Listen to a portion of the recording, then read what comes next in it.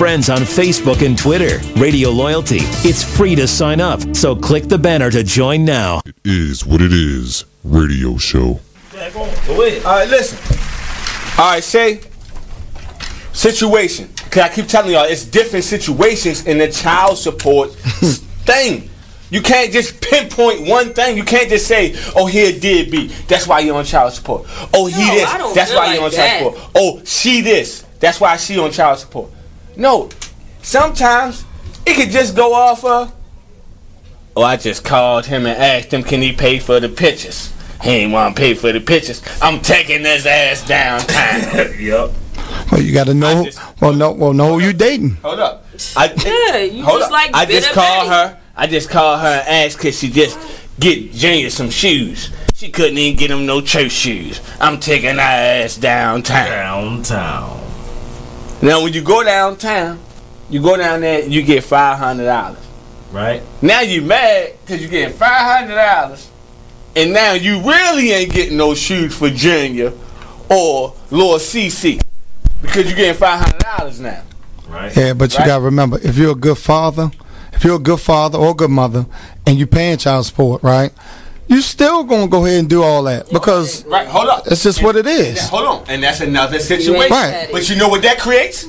Now when we at the party, mommy and daddy ain't even down there speaking to each other. You are listening to BeExposedRadio.com.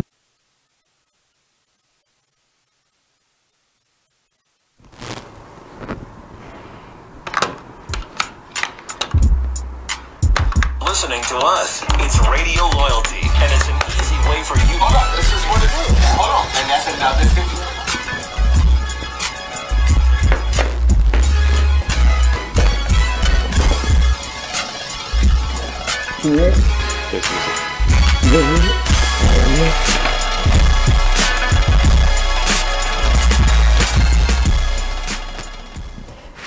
All right.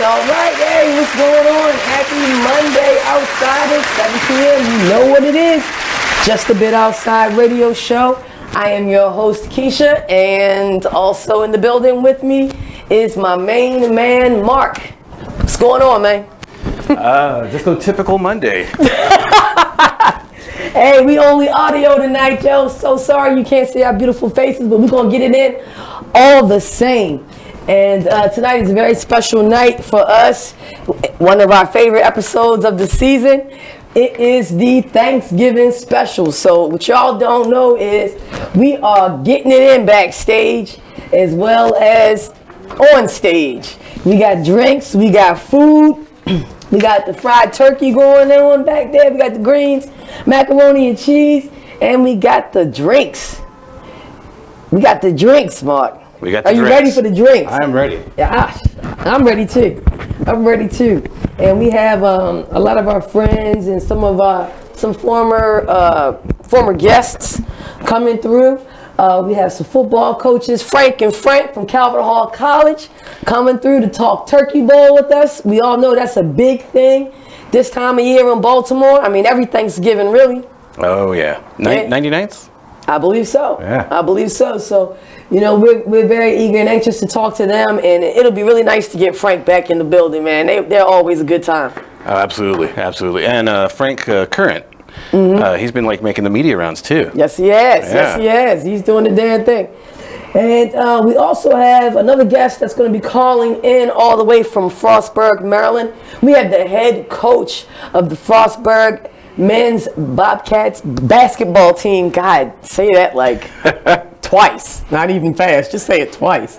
Got my main man, Sean Brown, calling in all the way from Frostburg to talk about Frostburg hoops and his debut as head coach of the men's basketball team. And I'm really excited about that one because that's a personal one for me right there. Absolutely. So we're going to get it in. We got a lot going on tonight. Of course, we got Monday Night Football. We are in the thick of our Pick'em contest. We got two of our girls are neck and neck. Got Dr. Wren and returning winner Nicole Anderson. They neck and neck, so they both will be looking at the score tonight and hoping that their predictions and picks ring true because they want that $25 gift card. How'd you do this weekend? Because Do you know how I did? Is that why you asked me? No, I didn't look, but mine is like. Oh, I'm all the way at the bottom. I didn't even look at the position. All I know is like all my pinks. All my picks were pink. Yeah, I had a lot of red jumping off, and I might have worked my way up to the middle, but I didn't do well, man. Like I'm embarrassed that Dr. Wren did better than me. I gotta be honest with you. I was just shaking my head yesterday. But we all have our eyes on that Monday Night Football game between the Rams and the Chiefs, man. That joint is going to be a good one. It's going to be out of sight. Yeah. I can't wait. Yeah, but before we do that, do we have a hometown hero for the week? We do. We Awesome. do. And, you know, kind of in honor of one of our guests. Sure. And also for, you know, local, it's football season. In the lower tier of the college football ranks, they're already in the playoffs. Okay. Hometown hero, all the way from Frostburg State. Oh yeah, you know I love that, baby. Bobcats. Quarterback Connor Cox led the Bobcats, who are 10-0 for the season, 21 of 26 for 381 yards, 3 touchdown passes, and a rushing touchdown. They pulled out the victory over Western New England. Yep. To go on past the first round of the NCAA Division III. Hey man, I gotta shout out. I gotta take a minute to shout out Coach Delane.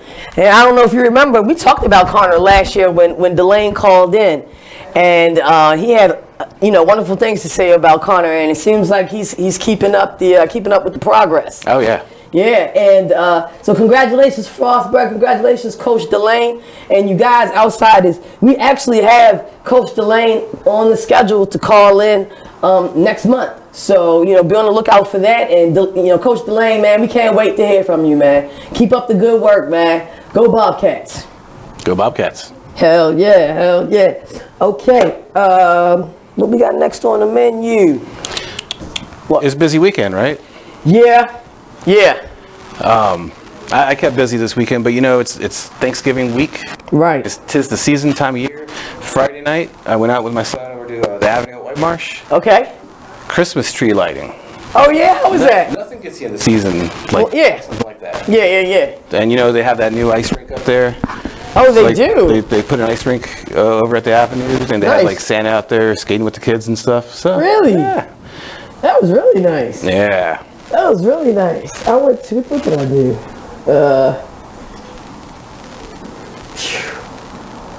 I stayed in some, and one of my closest friends, her daughter had a sweet 16 birthday party, and we came through there for a little bit, and it was really chill. I think I'm also looking forward to the couple days ahead. Yeah. The holiday. Thanksgiving is always a lot of fun. I'm not necessarily big on the food, but I do like the time spent with family members and whatnot. Yeah. You staying around? You sticking around, or you? I'm sticking around. Yeah. Okay, awesome. Yeah. You gonna do it at your house, or? I'm still not sure yet exactly. Right, our shit is up in the air too right now. I'm like, whatever, it's all good. Whatever you want to do, As long as we get together and do something. Yeah. Hell yeah. Hell yeah. All right. Well, you want to get into the Monday Night Football? Let's do it. All right, you guys, as I said earlier, the Monday Night Football game between the Chiefs and the Rams. And, these are two teams that have only one loss, right? Am I right? Yeah. Yeah, also two very young teams. Jared Goff, he's been around for a couple of years, but, I wouldn't call him a vet as of yet. And we all know about Patrick Mahomes and all the things he's been doing over there in KC. I really believe that this is going to be an exciting matchup tonight. Every Monday night is. Monday night. I think this is actually the first good Monday night. Yeah, this is a good. Okay, I know what you're teams. saying. Okay, yeah, I got you. And we always say every Monday, like, it's crappy teams, but a good game. This week, it's two great teams. That even if you look at the beginning of the year, like the Rams were expected to do good, I don't think the Chiefs were expected to do good. Right. And just like you said, 9-1, both teams, and a possible Super Bowl preview. Yeah, but speaking of, before the season started and talking about the Chiefs and the whole quarterback situation, I gotta take what a difference a off season makes. between these two quarterbacks, man. I mean, it's like these guys went in two totally different directions. Oh shit. But I think we'll get to Alex Smith and his current state a little bit later on in the show. But I think we are about to take a break, you guys, so don't go anywhere. I'm gonna go fill my cup, and when we come back, we will talk more Monday Night Football between the Chiefs and the Rams. Don't go anywhere, just a bit outside.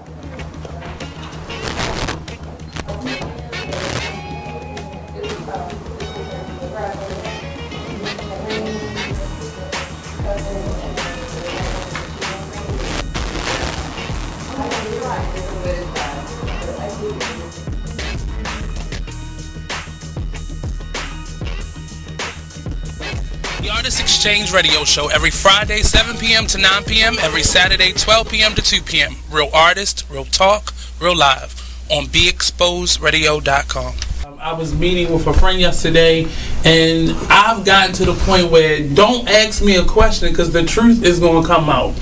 And exactly. Just don't do it. If you ain't looking for the truth, don't come to me. Don't do it because I can't hold my tongue. And she wants to be this stylist, boutique, but you're not doing anything in that nature, and I can't take you seriously if you're not doing those things. And I understood why people didn't take me seriously because I found myself in somebody else's lane. I was good at what I was doing and what I wanted to be, but I wasn't doing it for me. So how can I ask you to take me seriously if I'm living in somebody else's shoes? And nobody can do what you do, and I think that that's a big problem that people face now. Like, you see what somebody else is doing and you want to do that when that's not your lane. That's not your lane. That's not what you're supposed to be doing. But it's popular, it's getting that person money, it's getting that person applause. Oh, I want applause. I want money. Let me stand over here behind them. And then a lot of times people aren't honest with themselves either. Like, I was thinking earlier today, I've been woke for almost 2 days, so so you get honesty,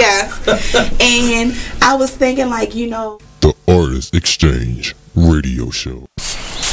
Whoa. The moment my son saw a redwood tree. It's huge! Is the moment I knew that for him, You can't even see the top of that thing! even the sky has no limit. There are some moments only the forest can inspire. Find yours at discovertheforest.org. Learn about forests near you and discover cool things to do when you go. Your moment is out there. Find it at discovertheforest.org. Brought to you by the U.S. Forest Service and the Ad Council. Take a minute and listen to this flashback of the Artist Exchange radio show. Any trouble, because I get into any trouble, but I had a problem that this then became a discussion at that workplace environment. Now, the discussion was I should have been more sensitive. In what way was my first response? And I guess when I had to meet with that said person who had the issue with the person who was said leader of that organization, I said, well, to that person, how would I have known that? Well, you should have asked. I think so. You want my opinion? It was a circle, and I was willing to go on that merry-go-round. You are better than most. Yeah. I think that's normal when you're in a group and there's norming. Most of the time when you're in new work environments or you're in a space where you're getting to know people, it's normal now to ask for people's preferred pronouns. You wouldn't have known that. Normal to who? What is normal? Well, you work in social... You work in social innovation and my pronouns, so it's not normal to me. You don't, but I think because I feel like the person was probably offended because they felt like you were not honoring whoever they are, right? But you wouldn't have known that. Still to this moment, I don't know what their pronouns are. So in that they didn't offer circle, we still don't know. So I'll go as far as saying I perceived it to be a she. Perceive them to be a she. Them. Yeah. Her, him, they, them. It seems like they, them would be the easiest one on this one. Join us every Monday and Friday at 2 p.m. for the Artist Exchange radio show. Only on BeExposedRadio.com. Hi, I'm LeVar Burton, and I'm proud to be a book person. How do I choose a book? Sometimes it's the cover, sometimes it's the title. I guess I'm pretty visual. If a book's really impressing me and the writing is really good, I will peek and see what the last paragraph is, because the endings of books should rock you. I am a book person, and if you're a book person too, read to a child and spark a lifetime of ambition. Join me at bookpeopleunite.org, because reading is fundamental. A public service announcement brought to you by Reading is Fundamental, Library of Congress, and the Ad Council. You are now listening to Just a Bit Outside, the sports radio show at BeExposedRadio.com. Come join us every Monday night from 8 to 10 p.m. on YouTube, Facebook, or BeExposedRadio.com. So we had a lot of things going on. Mother's Day, Major League Baseball, pink bats, pink outfits. Yeah. They certainly did the mothers good. They don't show them justice. Like Jimmy said, the pink bats, cleats, all types of pink highlights in the major leagues. The Orioles were swept by the Kansas City Royals. Wah, wah. The Kansas City Royals. Thank you, Eric. Kansas City Royals is like, they're like. You are listening to BeExposedRadio.com.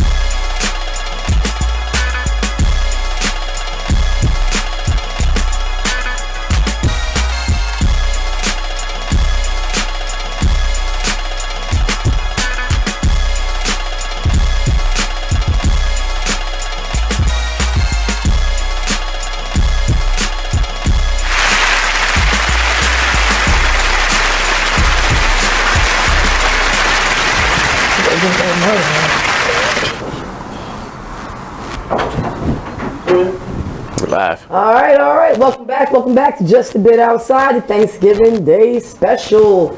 And when we left off, we were talking about the Monday Night Football game between two heavy hitters, the Chiefs and the Rams. And we are in LA tonight, right, guys?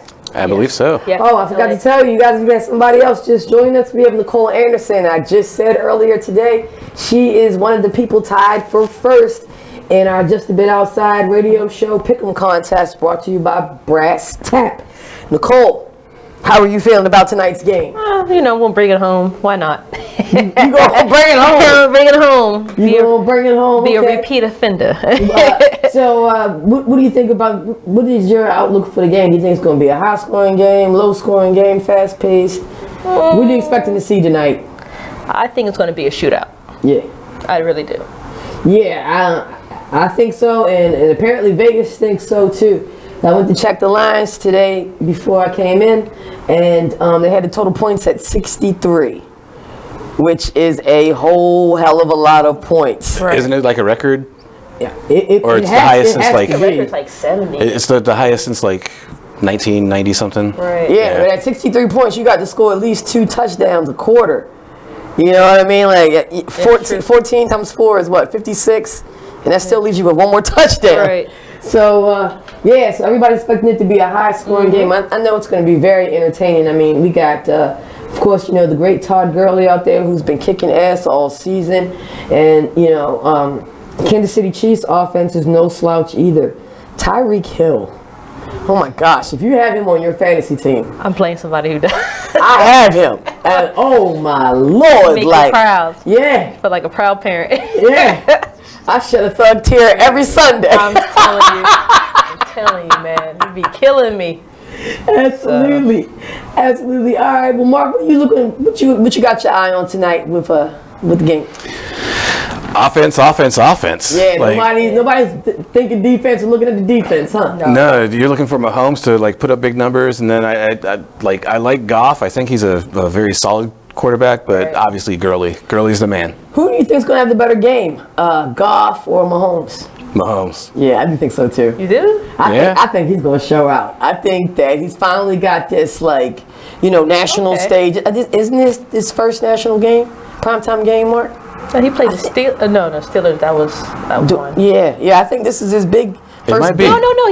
They played the Patriots and lost. But that was that was a Monday night one. You're right. Yeah. You're right. Well, they got it started too late, but they should have won that game as well, though. They almost did. Yeah, they did. Right. Well, I'm looking for them to continue to trend tonight, man. Looking for them to continue to trend tonight, and I think Mahomes is going to show out. They got all the right weaponry, and they can score just as quickly as the Rams can.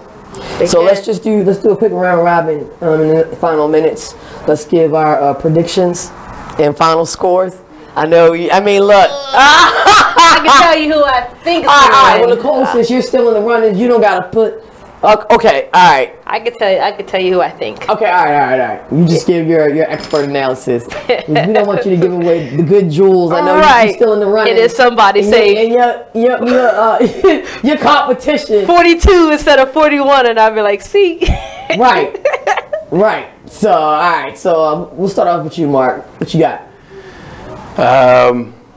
I think the Chiefs are going to win. I think the Rams have shown that they're vulnerable, whereas the Chiefs are still just solid. They're consistent. They did have that loss, but even in that loss, they could have won. It was a great game. I think it might live up to the hype as far as the over/under. 42-39.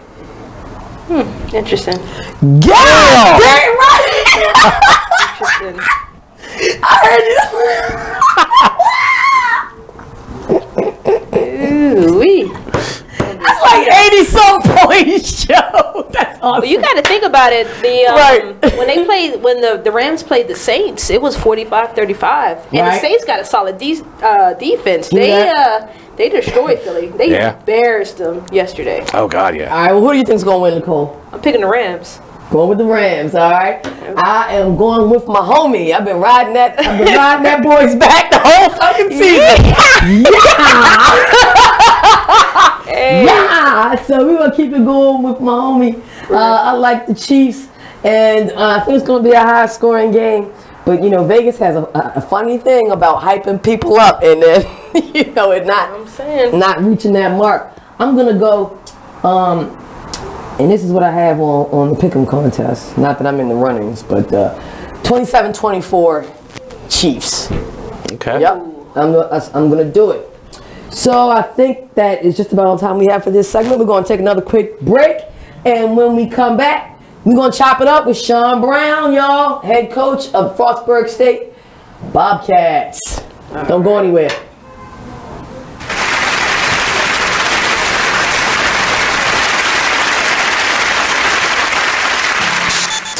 Join the club that gives you stuff. Hey, thanks! Radio Loyalty. Here's how it works. Just click on the Radio Loyalty banner right now and sign up. Then you keep on listening like you already do. But now you earn points. Those points add up, and you can trade them in for stuff in the Radio Loyalty store. Earn more points by sharing your station with friends on Facebook and Twitter, answering surveys, and by using the apps in the New Players App Store. Pretty simple, right? Radio Loyalty. Click that banner to join now. You are listening to BeExposedRadio.com. Hi, I'm LeVar Burton, and I'm proud to be a book person. How do I choose a book? Sometimes it's the cover, sometimes it's the title. I guess I'm pretty visual. If a book's really impressing me and the writing is really good, I will peek and see what the last paragraph is. Because the endings of books should rock you. I am a book person, and if you're a book person too, read to a child and spark a lifetime of ambition. Join me at bookpeopleunite.org because reading is fundamental. A public service announcement brought to you by Reading is Fundamental, Library of Congress, and the Ad Council.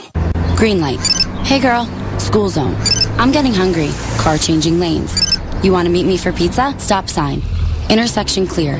Yeah, street. Pizza sounds good. Ballin Street? Girlin Street! It's hard to concentrate on two things at once, like texting and driving. Stop the text, stop the wrecks. How will you stop texting and driving? Tell us at stoptextstopwrecks.org. Brought to you by the National Highway Traffic Safety Administration and the Ad Council.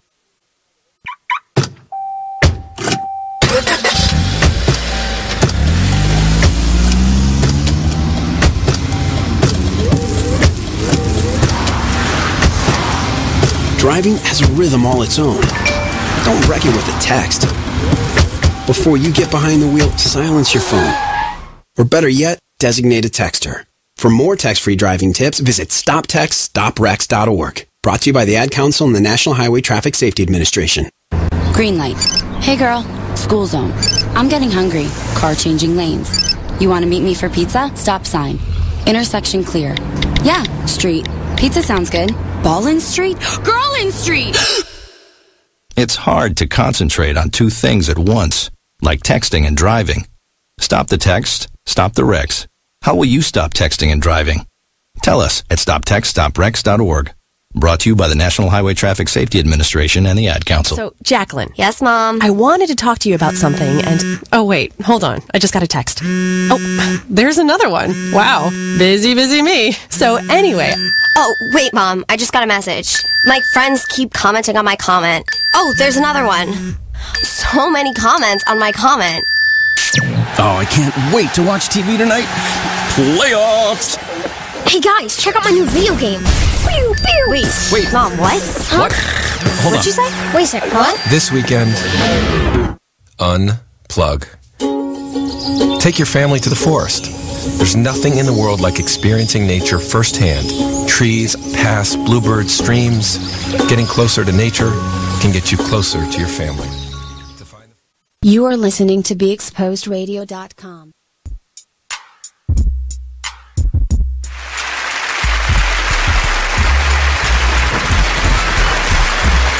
All right, welcome back, you guys. It's Just Been Outside Radio Show. Got Mark and Nicole in the building with me. And on the line, we have a good friend of mine, an old friend of mine, all the way back to my college days at the Berg. We have the head coach of Frostburg State's basketball team, the men's basketball team. We have Sean Brown Sr. on the line. What's going on, Money? Nothing much, man. How you doing, Kescia? How's everything going? Everything is going good. Not as good as you, though, baby. Hey, I know that's right. I can't hear you. Hey, man, let me tell you now. I've known you for some time now, and 21 years. That's right. Now I remember your days back in Frostburg when you were actually playing for the team, and you've had a pretty decent career, since your days on the court. Yes, ma'am. Why don't you give us and the listeners a little bit of your background? Well, as you just said, I was a player here at Frostburg State. I came in as a freshman. I played a year, transferred, went to junior college and played for the legendary Coach Wally at PG Community College. John Wally was he's a Hall of Famer. Did big things. Ended up playing and coaching the ranks, and then I came back here to Frostburg with my head coach and my predecessor gave me an opportunity to make the team again and lead this program to a championship. The 3 years that I did attend Frostburg State, I played in 3 championship games, lost 2 in overtime, and had one nail biter. Since then, I've been a student assistant on the staff as I was finishing up. I've been a graduate assistant. I was an assistant coach for a high school team for 2 years, Southside Academy, under Coach Dana Johnson. I really appreciate her, giving me the opportunity to stay in the game, when I was done being a graduate assistant. That really drove me, and that kept me hungry, and it kept me involved in the game. Had an opportunity to come back to Frostburg State in 2007 as Coach Hatch's top assistant. And, I grinded for 8 or 9 years before I had my own opportunity to run my own program. Coach Brett Butler, who's now a close friend of mine, athletics director at the University of Pitt Bradford. He hired me as the women's basketball coach. I was the women's basketball coach for 2 years, had quite a bit of success there at the University of Pitt Bradford on the women's side, and the president and the AD allowed me to be the men's coach. Didn't do really well wins and loss wise, but our team GPA was through the roof. We had the highest team GPA ever in men's basketball school history there, and I think we recruited we brought in 13 different kids from 9 different states. So, you know, I think I made a really good impact on that Pitt Bradford community. But obviously, you know, when Coach Hedge resigned, / retired, because he is back in it, everybody around here knew he couldn't stay away from it. We knew he was going to end up coaching somewhere else. But, you know, when Coach decided to step away, he decided his time was done here in the mountains. You know, I thought it was a great opportunity and a great chance to come back. And coach this team, my alma mater, and this has been a dream of mine since the first day I walked on campus. I said when I was a 17-year-old boy that one day I'd be the head coach here, and that this school, this program could do big things. Hey man, that's fantastic, and to see your dream come to fruition, that's really amazing, man. And you've come a long way, man. I gotta congratulate you on that, bro. I appreciate that. Now let me ask you this. Now, I know it's got to be a big change for you to be actually coaching on the sideline versus actually playing on the court. I mean, how has your perspective for the game changed becoming a head coach for Frostburg's basketball team? Well, as a player, okay, I feel like I've always been a leader on the court, okay, an extension of the coach. So that I always had that part, the basketball IQ, the understanding. But now I know there's a whole lot more that goes into who plays and why they play. It's a whole. I understand the whole trust factor between coach and player. It's a totally different dynamic. It's not just about basketball.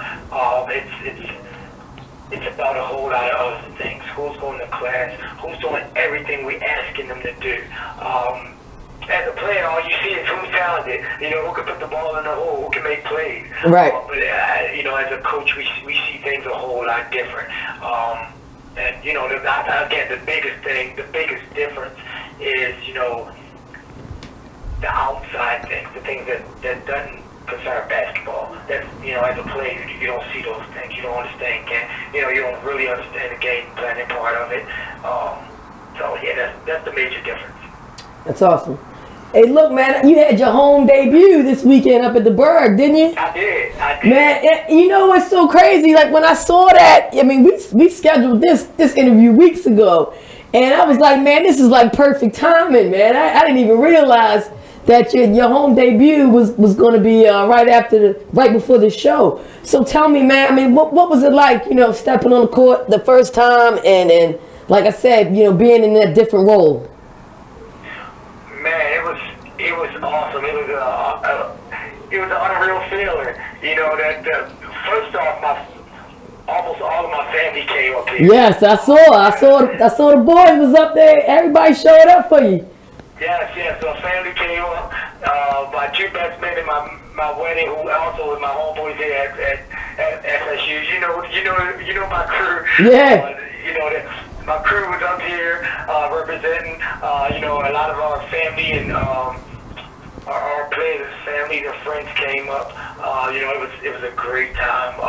You know, again, the feeling was surreal. You know, to be able to kind of walk these sidelines. Again, it was a dream come true. It was something I've dreamed about for a long time. Words can't describe. I can't even put it in words. It's unreal. Hey, I can dig it, man. How'd y'all make out? Well, we did pretty well. We did. I think we won by maybe 14, 15 points. We played a pretty sloppy game. You know, but you know, we're still young. We're still early. We're still trying to figure things out. We're only 31 or 32 days into the season. Right. So, you know, we're still trying to figure things out. We got a lot of talent, young and old, on our team. And, you know, we're doing fairly well to begin with. We beat Chain Eagles, a Division II team. We aren't quite D2 yet, and I'm sure we'll get to that. But we beat Chain Eagles, a low D2 team. game, but we beat a Division II team that got our confidence going, and we beat a middle-of-the-road Division III team. So we're 2-0 right now. Nice. We can't ask for a better start than that. Right, right. Hey, are there any players that you want to, take a minute to highlight or showcase since you got a minute to do so? Absolutely. Go for it. First off, I want to start with our big man inside, Zach Coleman. He's about 6'10", 6'11". He's a Gaithersburg kid. He just changed his major. He was engineering, and now he changed his major to physics, and he's doing really well. He rolled his ankle 5 days before our first game, and he's still out. So we're thinking he's going to be out for 4 to 6 weeks. But he's the guy who, he's that guy that makes everything go defensively for us. And Kescia, you know me, I'm a defensive minded Yes, sir. coach. Yes, sir. I'm a defensive minded person. So you know what kind of coach I am. So my big man is rough having him out right now. But we'll manage. We'll next man up. Right. We'll manage, and we'll try to get through without him. Without him being around. But Zach Coleman, he's already got the shot blocks record here at the school. He has all kinds of individual blocks records. The second in the country 2 years ago in total block shots. Nice. So we're happy to have him back in the fold, and we'll be, even happier when he come back. Ed Coleman, he was second team all conference last year. He's about 6'7". He was power forward center last year. Averaged right around 12.5 points, 10.5 rebounds a game. He's also a shot blocker. He's extended his game this off season to where he's hitting 23, 24, 25 foot 3-pointers. And we're giving him the green light to shoot him. And Cole, he's a mobile type kid, slight build, but he can score inside and out. He's learning how to score in between levels, so he'll, by the end of the year, we're hoping he can score at all 3 levels. He can jump out the gym. His basketball IQ is through the roof. Really good post defense. And he'll probably be one of the top candidates for Player of the Year in our league this year. Lawrence Pettis, our point guard, a Baltimore kid, lefty, quick as I don't know what, can also shoot the ball. This last game he had 28 for us, okay? And he's that consummate floor general. He's the extension of the coach. I've told people this is the best point guard, the best point guard I think we've had here within the last 10 years. He can really put the ball on the floor, can really get to where he wanted it on the floor with the handle. He's an outstanding kid, and he's growing his leadership skills every single day. We're proud of where Lawrence is in the program and how much he's grown. Daniel Alexander, he's a wing player for us. He's about 6'2". Really good athlete. He's learning the game a little more every single day. Not that his basketball IQ is low, but we're thinking he can do more. And he thinks he can do more. He's starting to step out and do some, work a little harder on defense. That's his calling card, because he's long, he's athletic, and has really good anticipation skills. And he's starting to trust us a lot more on what we're telling him, because obviously, with coaching changes, there's a lot of philosophy changes. Absolutely. Daniel Alexander will be a big one. And if you don't mind, let me highlight 2 other kids right quick. Yeah, absolutely. Take your time, bro. Okay, freshman. This freshman, Nick Johnson. He's really good player. 6'6" wing player, and he's still growing. He has a 6'11" wingspan. Wow. Right now, we're playing him at the 3. He was kind of a 3-4 in high school, but we've exclusively played him at the 3 this off season. This preseason and all year. He wants to transition to a wing player. We want him to transition to a full-time wing player, and he's making that transition really quickly and swiftly. We know there's going to be bumps in the road. Again, he's a freshman, but he's hungry. He's different. This kid is different, and he's going to be one to look out for when we go into the D2 league. I think he'll transition fine. Also, we have Blake Hatcher, who's a 5'10", 5'11" point guard from Baltimore. Check with Big Christian Academy. He's really made strides early on this preseason. Be on the lookout for him. Bo Sheen, 6'2", shooting guard, lefty. He's an interesting kid, another freshman. Can really put the ball on the floor, can get to the basket, can finish multiple ways. He's really, really crafty scorer. He's another kid to look out for. So I'd say that those are our top 4 returners and our top 3 freshmen. Fantastic, man. Sounds like you got a hell of a squad, Sean. We do, and I got a few jiggles that I didn't mention. Well, on your schedule, I mean, I know you're always looking ahead as a coach, and is there any one particular game that you have circled or you have got your eye on, like, this is going to be a big game for us? Oh, yes, this next game coming up against Marietta College. Okay. They're 4-0. They're traditionally powerhouses in Ohio. And, Marietta has a reputation. They're strong. They're going to get up in you defensively. They're not going to beat themselves. They're going to shoot 33s a game. They're going to go get it off the offensive glass. And, these guys play hard for 40 minutes. As I told our guys, this is our first big test. This is our first really big test. And, we want to know how you want to answer the bell. But this is one that we're looking forward, that we've been pointing at since we started.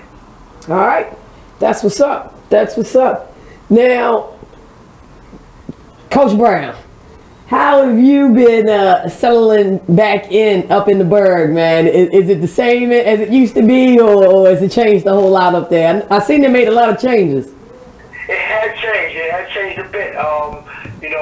We've had two presidents since myself and you. Myself has left. 3 if you count the interim president. Okay. I know when we went to school, let's just say what it is. It was a party school. Yeah. There was a lot to do. Okay, if you 7 days a week, if you want to find a party, you can find a party on Tuesday night if you want it. Right. You can find a party on Sunday night if you want it. Okay, that's changed since we left school. Okay, now the party days instead of 7 days a week is 3 days a week. Oh. So that has decreased quite a bit. But yeah, my transition back, it was, to be honest with you, it wasn't as smooth as I thought it was going to be. Okay. But now I'm starting to get my feet on the ground, and my wife's settling in. Our kids are settling in really well. So now we're rolling. I'm finally able to come up with some fresh air. But as I'm able to come up with fresh air, the season starts. So I'm back into the grind. All right. Hey, listen. Hold the line for a second, because we're going to go on a quick commercial break. And you guys, don't go anywhere. We're going to chop it up a little bit more with Sean Brown, coach of Frostburg, just a bit outside.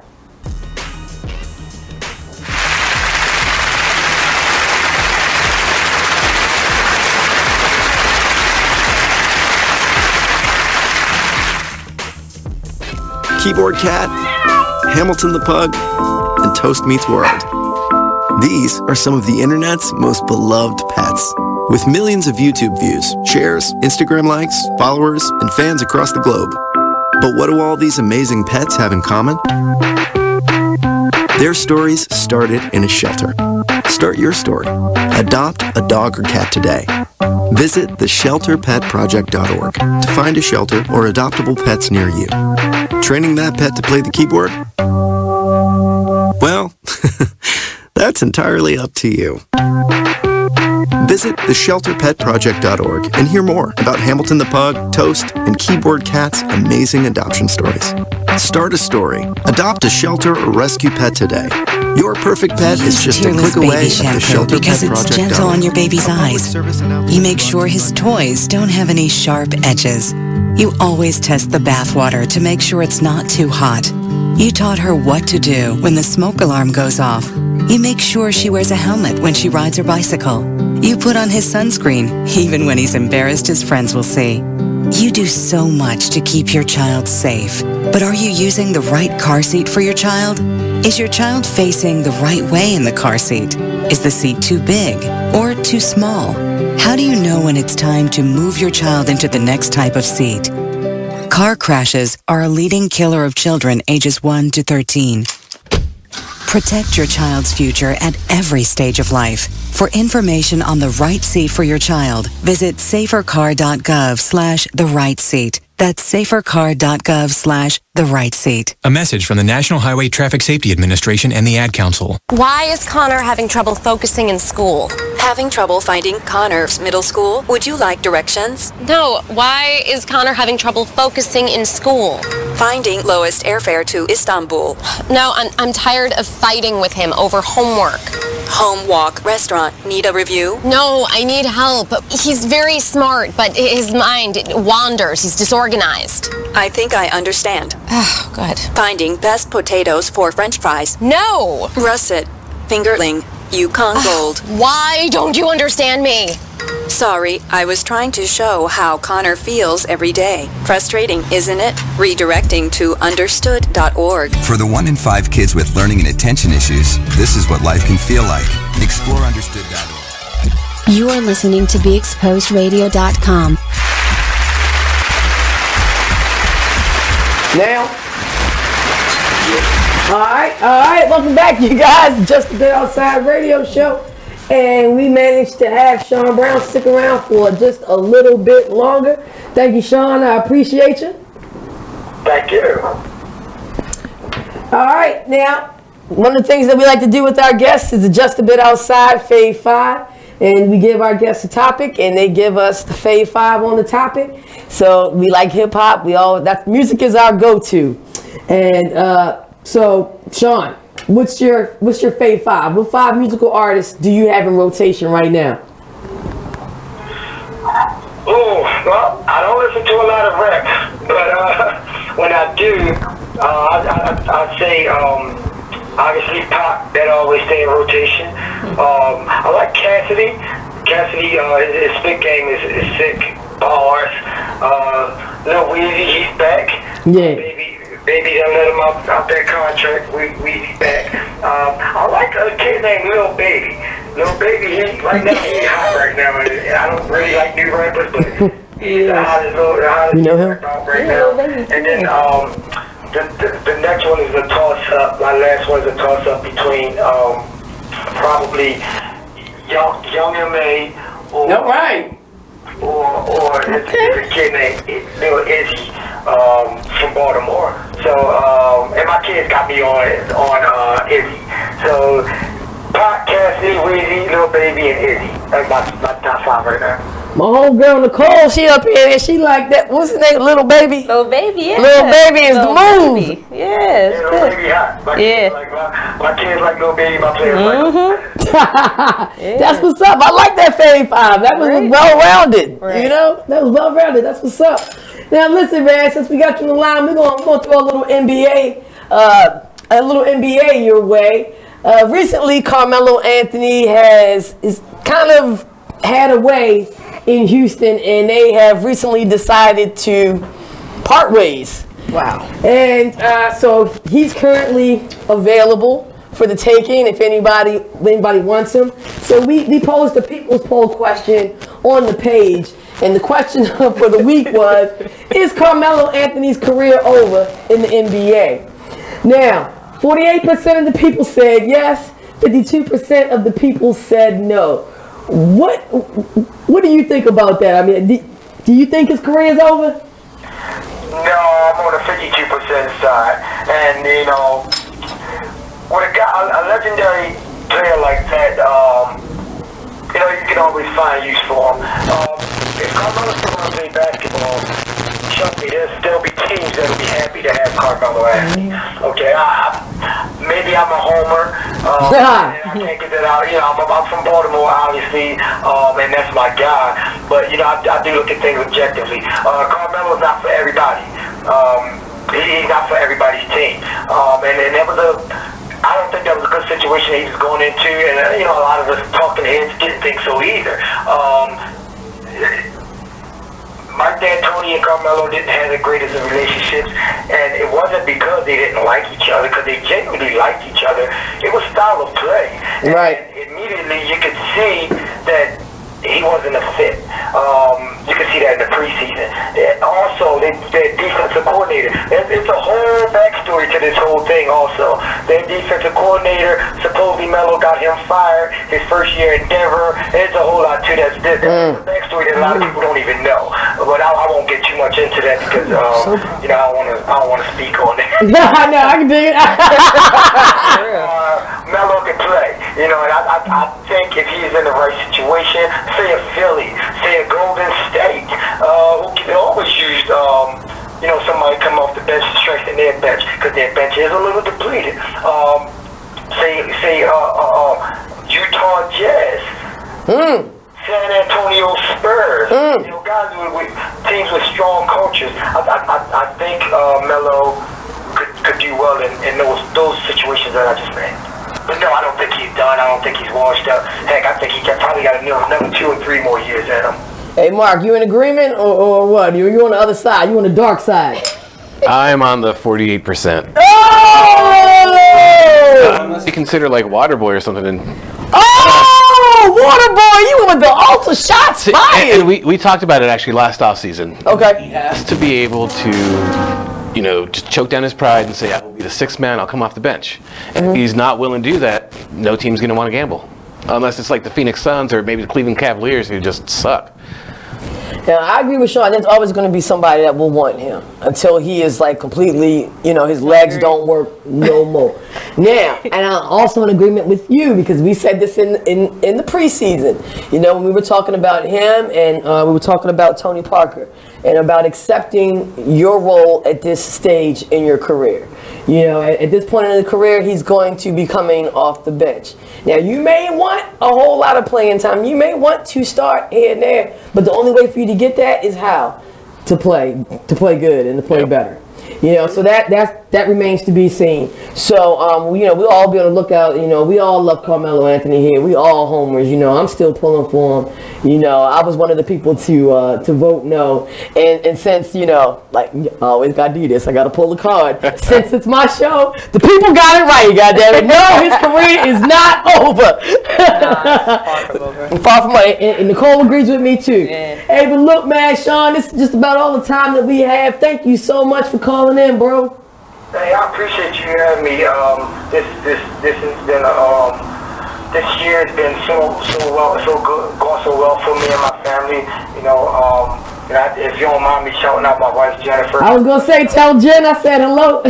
I sure will, but she helped me with this transition a ton, and I really appreciate you all having me on the show. It means the world to me. Hey man, we hope that you come back and listen, man. I'm coming up next month to check you out, so we're gonna have to arrange something. Yo, you do that. You do just that. You make sure you call me up. We'll cook you dinner. You over break bread. You know how we do. Yeah. We'll chop it up. All right, brother. Look, you have a good holiday, man, and good luck this season. Hey, for all you guys, all you listeners, Just a Bit Outside radio show, I appreciate you all. Thanks a lot, Kescia, and the staff. I appreciate you all. All right, money. Have a good one, baby. Good luck, Coach. Good luck. All right, guys. There you have it. Look, man, we about to go another break. But when we come back, we ain't done. We about to go. We about to be hauling. We got Calvert Hall College football coaches Frank and Frank in the building. So don't go anywhere. Just a bit outside. We're gonna do that turkey bowl thing. Gobble gobble.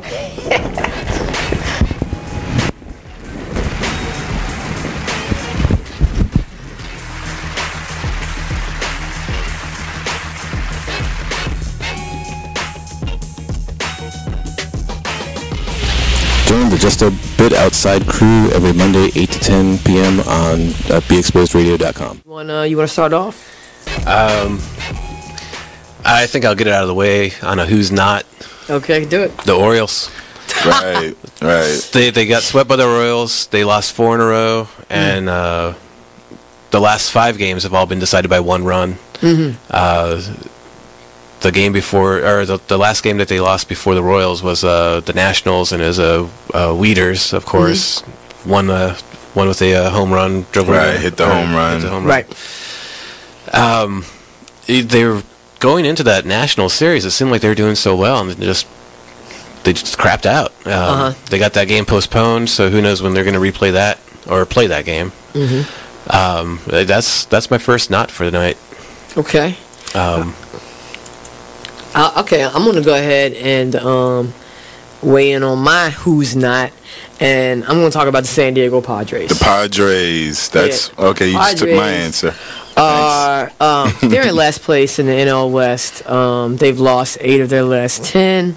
Their run differential is a -65, which is just horrible. So when you have well, let me just talk about run differential a little bit. It's kind of like the how much you're winning or losing your games by, pretty much. Yeah. Okay. It's like the margin of victory, kind of. Right. So when you're in a negative number, that means that then your average game you're losing by a whole lot. Right. I mean, a number like -65, this early into the season is pretty rough. That's horrible. The pitching numbers pretty much support this stat right here. I mean, the team ERA is 4.70, which is 26th in the league. They have 126 walks allowed. They acquired Jared Weaver in the offseason, and he really has not panned out. He's off to one of the worst starts in any of the pitchers in 2017.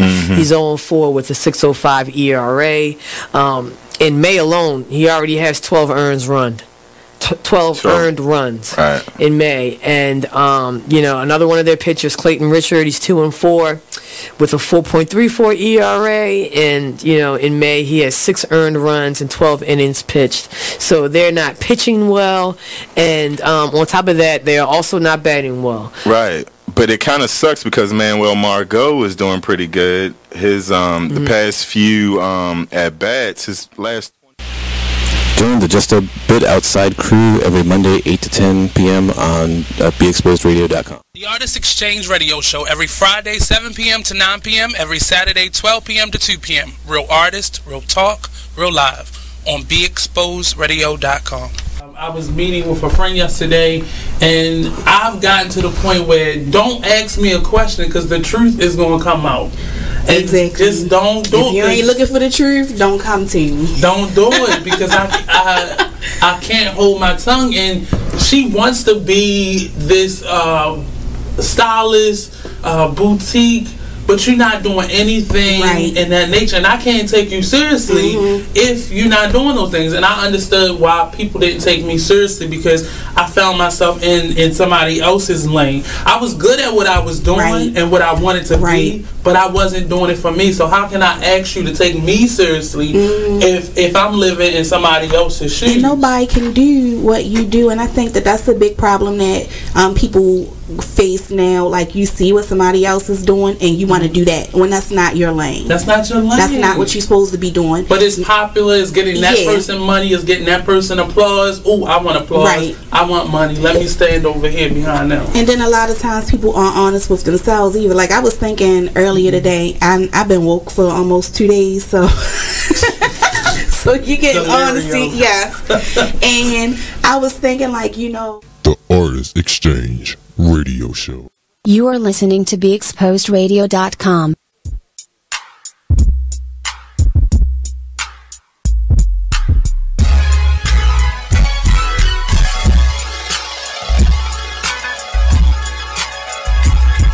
Welcome back to Just a Bit Outside, and as promised, we have Calvin Hall in the building, man. We hauling tonight in Thanksgiving special.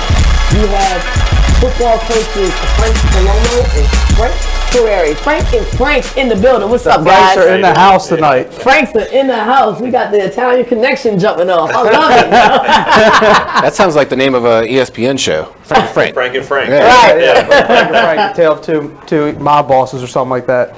Hey man, how y'all doing? I know it's been a busy start to your week, man. Man, this week it's unlike any other week that we have during the season. The beginning of this week signifies, not just for our team, but our school community. Alumni, friends of the program, coaches, players. It signifies the beginning of something special. When our guys go out to practice, they know that they're not just doing it for themselves. If you take a look at any of the interviews they did for ABC2, everybody wants them to use words like brotherhood. Mm-hmm. They use words like alumni. They understand this game. It's just not about going for something else that's very important, which is obviously winning the game, but it's about a tradition. It's about the school. It's bigger than football, so it's pretty cool. It's just beginning for us. By the time we hit Thursday, man, we're gonna be kind of probably glad that we're getting to the game. Now, let me just clarify a little something before we continue with the interview. The big game that we are talking about is the Turkey Bowl. Now, this is one of the biggest, high school sports events in Baltimore. I mean, this is a long-standing tradition between Calvert Hall College and Loyola. And about how long has it been going, guys? This is the 99th game. You said that. You said it earlier. 99th game. That's crazy, isn't it? And let me tell you, man, as a alum of Mercy High School, I've been doing this thing for over 20 years now. So to follow it and to actually know somebody that's like all the way involved is just really awesome and special for me. How's Donald doing, man? I wish you could be here tonight. Donald's good. I mean, if you're 11-1 in the MIAA, yeah, I think you're doing pretty good. Yeah. So he's down right now doing some other obligations for the game. But I mean, I think this, in my opinion, this is his best coaching job he's done since he's been at Calvert Hall. Fantastic. I mean, had a great staff. Frank recently got promoted to defensive coordinator to be the D-line coach for 8 or 9 years. Okay. You take a look at our staff.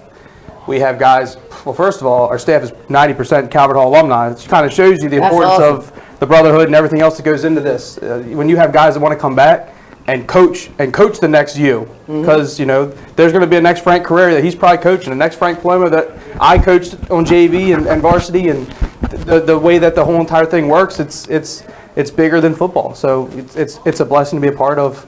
The 99th game. It's kind of incredible to think that you've been around for almost 20% of the games. Yeah. That's pretty wild. Well, Frank Curreri, since you just got the big promotion and you kind of like the big man right now, why don't you give us a little bit about your background? So I was a former alumni of Calvert Hall. Was there played from 1999 to 2002. Okay. 3-0 as a player for Turkey Bowl, and then had the opportunity after college to come back and give back to the program. My defensive coach and former coordinator Vernon Southwick was still on the staff, so I gave him a call and said I want to come back and help, and I've been doing it ever since. So this is my 11th season at Calvert Hall. I was a defensive line coach for Vernon, and I had an opportunity this off season to take the role that he had for so long, and Ed Holshoe as well, and had this guy right here to thank for that. He was definitely my the one who told me that I had all confidence that I could take this role and be the next Vernon Southwick of the future for Calvert Hall. So having a great season, fantastic season, and we're on the brink of history for Calvert Hall football, being the only 12-win team in almost 100 years of football, which is really cool and fantastic. Really special. So tell me about your transition from being kind of like a specialized coach to kind of overseeing the whole entire defense and how you've been handling that. So it was a little nerve-wracking at first, just the thought of it, just because it's such a bigger role and a bigger view of everything. That level up. Yeah, exactly. So, but the one thing I looked at it is it's an opportunity to be on a different level with more kids and more players. I had great relationships with my line group, but now I've thought of it as an opportunity to have even more relationships with more people, and that's what really got me sucked into the role and makes me want to be a better coach, touching more lives and being a part of their lives as a result. So that was my foundation for everything, and everything else is just kind of come into fruition. And having an excellent coaching staff has made this a heck of a lot easier for me being around, you know, some youth and some experience, and the way we gel together is just phenomenal.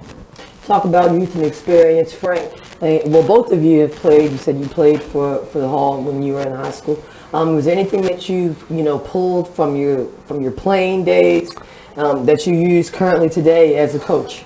Well, I mean, we play the same defense from when we played, because Really? Vernon Southwick, the defense coordinator prior to him, just keep those principles. He just basically kept we just kept rolling. That's why the transition was easy with him. We didn't have anybody, no new terminology, no new this, no new that. Not a guy getting used to being around the school and around admin and seeing the way Calvert Hall does things. It was a smooth and easy transition. So when we sit down, watch film, and talk about things, we're not talking two different languages. We're talking the same language. And the guys that are coaching, the Bill Mohicas who coached under Vernon in the past, and the Eli's and those guys, we all speak the same language.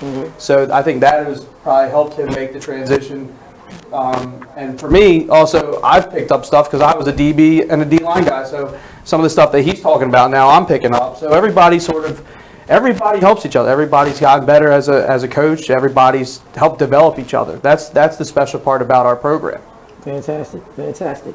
Now, I remember last time when you came here, Frank, you had a couple of seniors that were doing really well. I know you guys have lost them. Why don't you take a minute to tell our listeners about the players who have stepped up to fill that void this season?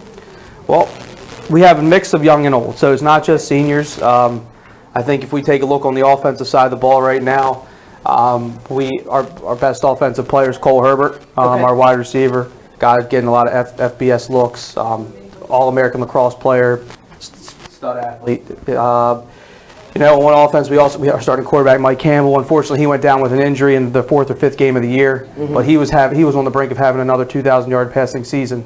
And to have that back-to-back years in high school it's incredibly difficult. But we've had a young guy, Mir Jenkins, who was my quarterback on the JV team. He's come in. His first game or two was a little rough because, when you're holding the clipboard, you don't expect for the other guy to go down, but he's started to hit a stride. He's contributed. Luke Whitty on the offensive line, he's been a staple of us. 3-year starter at guard. So Kai Suzaki, everybody pitches in there. I can't forget about Sean Tucker. Okay. Mr. 4.4 speed. Oh. Sean Tucker, Syracuse offer, and if you're paying attention to what Syracuse is doing right now, they're top 15 in the nation. Team, except for the Notre Dame game, but that's a program that wants a guy like him. So offensively, we have talent all over the place.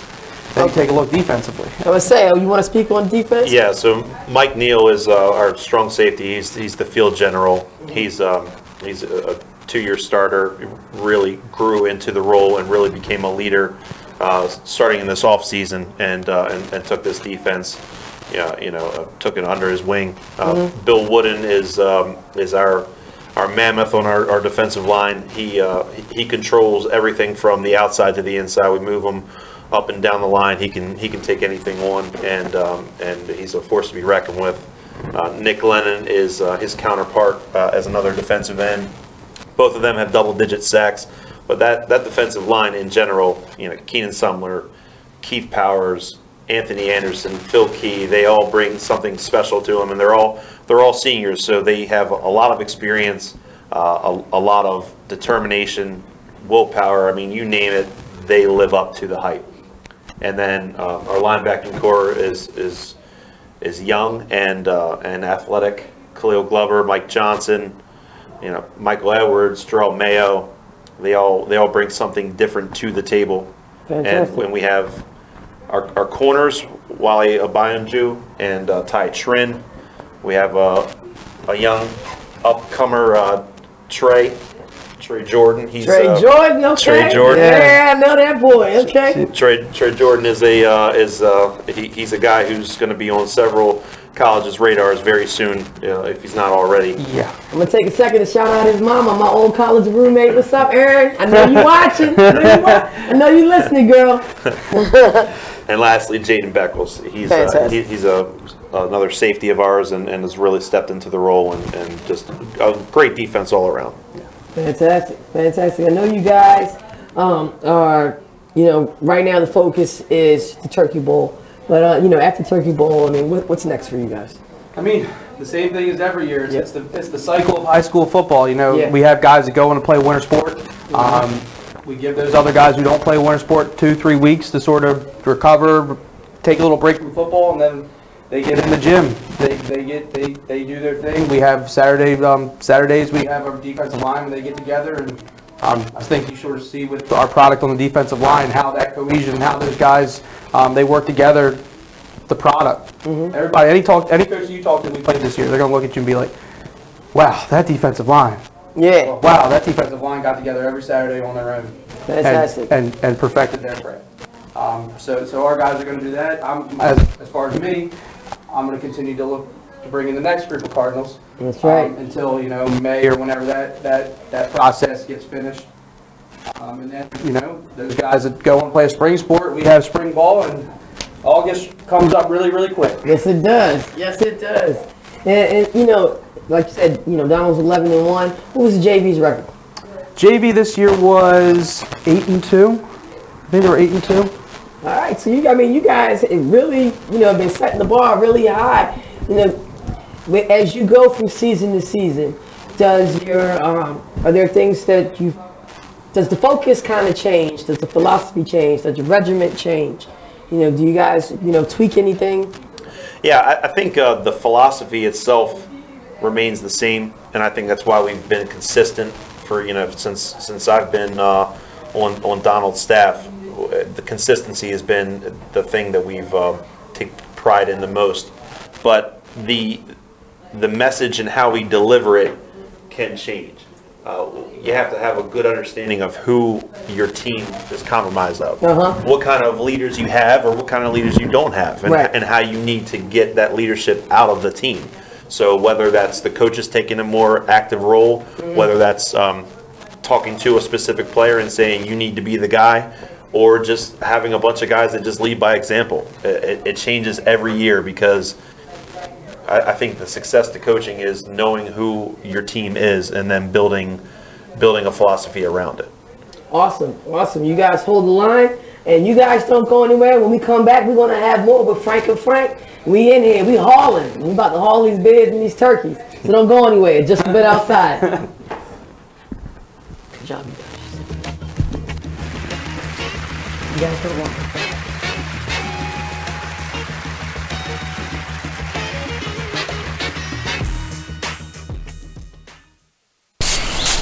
Whoa.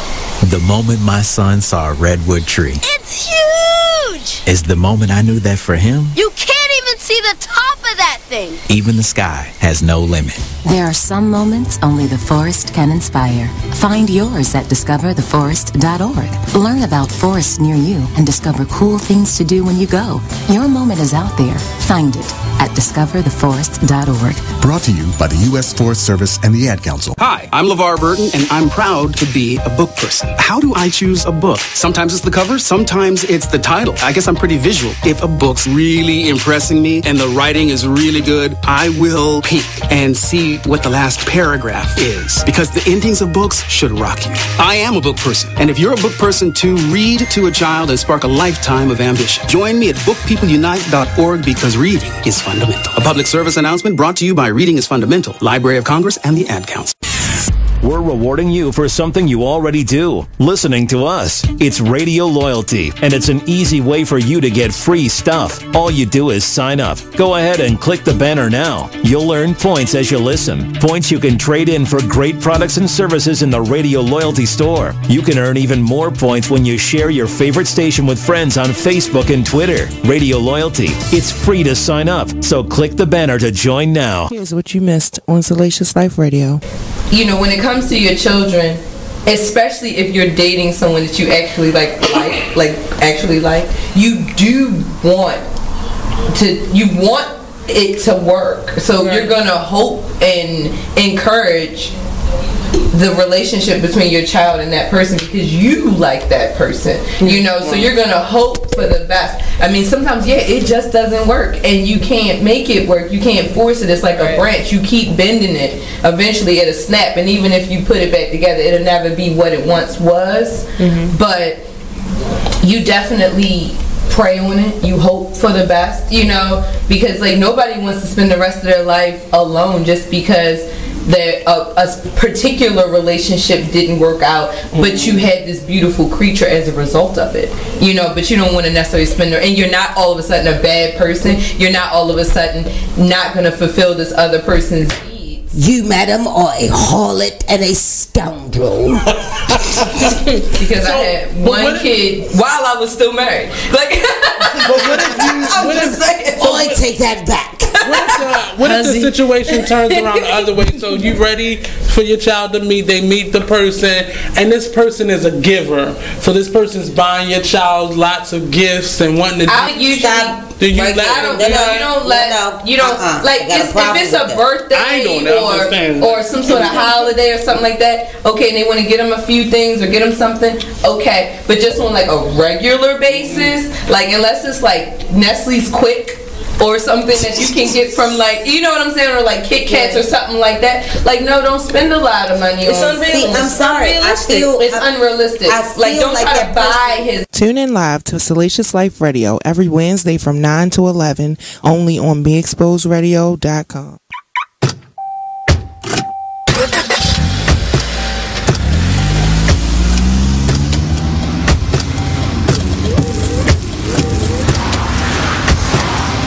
Driving has a rhythm all its own.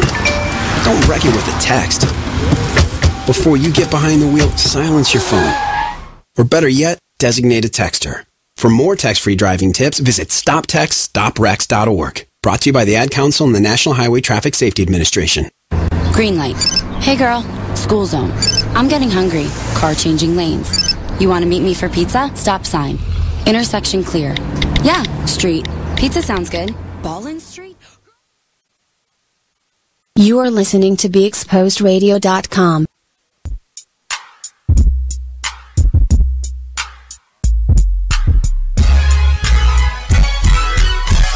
And all kinds of other places. We all over the place, baby. Share the link, share the love. If you're watching us, just hit that little share button and tell your friends. All right, you guys, we're back with Frank and Frank, coaching Calvert Hall College football team. We were talking about their awesome squad. I mean, they got a lot of young and old talent that's on the squad. Now, let's take a minute to talk about your competition. All right, Loyola. Now, is Anthony still over there running things? Anthony's still over there. Second year on the job, yeah. Oh, my goodness. I'm going to have to reach out to him after the game, of course, because, you know, I'm CAC for life, baby. I'm CAC for life. But, you know, are there any players or, you know, anything that you got your eye on as far as Loyola's football team for the game on Thursday? Loyola, they're a good football team. Make no mistakes about it. We're not taking this as a light venture. They are a good football team. They're 6-3. Their last game, they were 41-0, I think, against Capital Christian. So they're obviously putting up some points. I think that they hope that we don't take them seriously. We're not doing that. Not in practice, not to our guys. We made it well known after our game against Spalding on Saturday that this was not to be taken lightly. And the fact is this is a big rivalry game. Records go out the window. I mean, you know, it's who's best on that day. So it doesn't matter that we won 11 games. I'm sure that they'd love nothing more than to not let 12 wins happen. So our guys know that. They feed off of that. I mean, it's going to be like letting a bunch of snarling dogs off on Thursday. They're ready. What about you, Coach Curreri? I mean, what are you trying to focus on to continue, you know, the win streak with the Hall on this Turkey Bowl? Yeah, the big thing with this game is just telling our team that it's more than a game, but it's also just a game. Okay. There's a tradition. There's the respect between both schools, but at the end of the day, it's just football. And we've had 12 games to perfect this and to find our stride, and there's no reason why we can't continue that into this game, regardless of it being on television, regardless of it being streamed, you know, across the globe. This still comes down to Calvert Hall football and being confident in what we do. Fantastic. Fantastic. Okay, so we're going to go just a little bit outside of the high school sports. We do have a Monday night football game going down tonight. We talked a little bit earlier about it. Mark and I gave our expert analysis and predictions. And now since we got some real experts up in here, the game is Chiefs and Rams. Yeah. Who you guys picking and what's your prediction on the score? I think it'll be a barn burner. Take the over. And over 62 points, I was just saying, that's pretty astronomical, but, Mark's predicting 80-some points. 42-39 is what I said. I think it's going to be seeing Oregon play TCU in that bowl game a couple years ago. Yeah. Just points on top of points. Yeah. I don't know how that's going to work. These guys, Pat Mahomes guy, he's good, man. Yeah. He came and he took this league by storm. I mean, he's got some help. Kareem Hunt, Tyreek Hill, all those guys. But to be able to come like that after being behind Alex Smith and just sort of take the reins with almost no difference and be better than him, they made a good decision drafting him. So you going Chiefs? I'm feeling the Chiefs, yeah. All right. Me too. I was feeling Chiefs. How about you, Curreri? I'm going Rams. Going Rams? Okay, all right. So y'all on opposite ends of the field.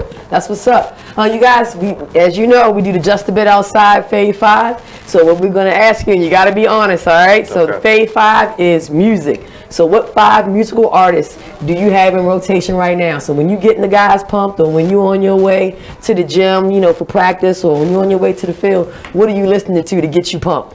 You can take that first. You want me to go for it? I'm looking on Spotify. He going up the playlist. I listen to it every day.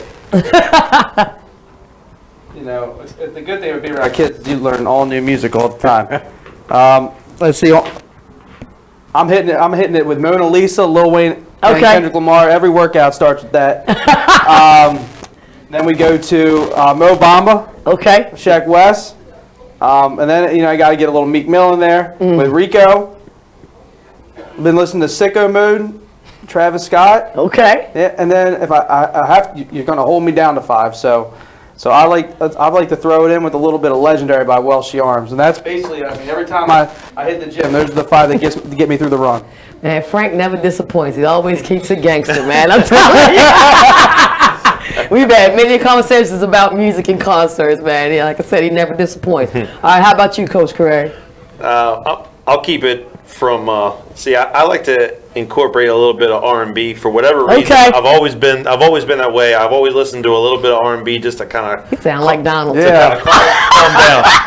Don was singing last year like Donald. I'll get really high on Notorious B.I.G. Fabulous. I listen to a lot of old stuff still.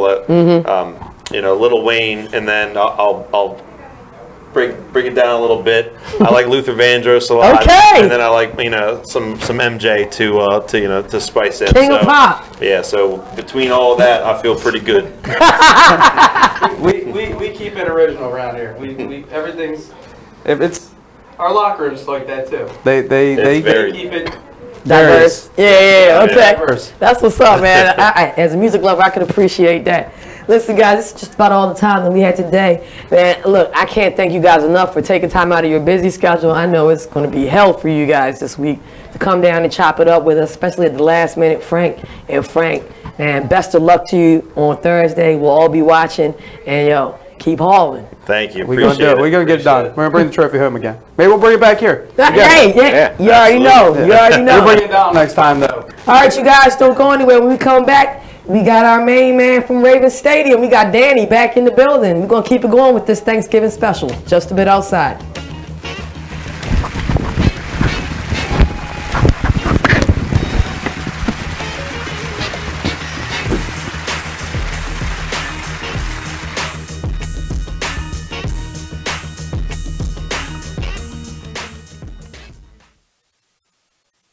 Hi, I'm LeVar Burton, and I'm proud to be a book person. How do I choose a book? Sometimes it's the cover, sometimes it's the title. I guess I'm pretty visual. If a book's really impressing me and the writing is really good, I will peek and see what the last paragraph is, because the endings of books should rock you. I am a book person, and if you're a book person too, read to a child and spark a lifetime of ambition. Join me at bookpeopleunite.org, because reading is fundamental. A public service announcement brought to you by Reading is Fundamental, Library of Congress, and the Ad Council. Green light. Hey girl, school zone. I'm getting hungry. Car changing lanes. You want to meet me for pizza? Stop sign. Intersection clear. Yeah, street. Pizza sounds good. Ballin' Street? Girlin' Street! It's hard to concentrate on two things at once, like texting and driving. Stop the text, stop the wrecks. How will you stop texting and driving? Tell us at stoptextstopwrecks.org. Brought to you by the National Highway Traffic Safety Administration and the Ad Council. You are now listening to Just a Bit Outside, the sports radio show at BeExposedRadio.com. Come join us every Monday night from 8 to 10 p.m. on YouTube, Facebook, or at BeExposedRadio.com. So we had a lot of things going on. Mother's Day, Major League Baseball, pink bats, pink outfits. Yeah. They certainly did the mothers good. They don't show them justice. Like Jimmy said, the pink bats, cleats, all types of pink highlights in the major leagues. The Orioles were swept by the Kansas City Royals. Wah, wah. The Kansas City Royals. Thank you, Eric. Kansas City Royals is they're like one of the worst teams in the major leagues Baseball right now. Yeah, so that was a little tough. Yeah, so the Orioles no longer have the top record. It belongs to the Washington Nationals now. Yeah, so that was tough. So hopefully they'll get back on track with the next series. Maryland, we got some local sports, collegiate to report. The Maryland. You are listening to BeExposedRadio.com.